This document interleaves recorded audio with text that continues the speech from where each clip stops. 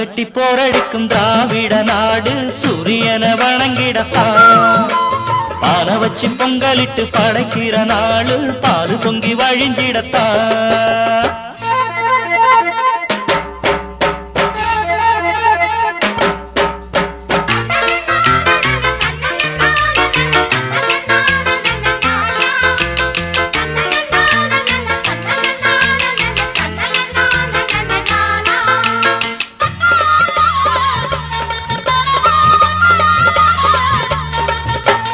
அச்சு வெள்ளா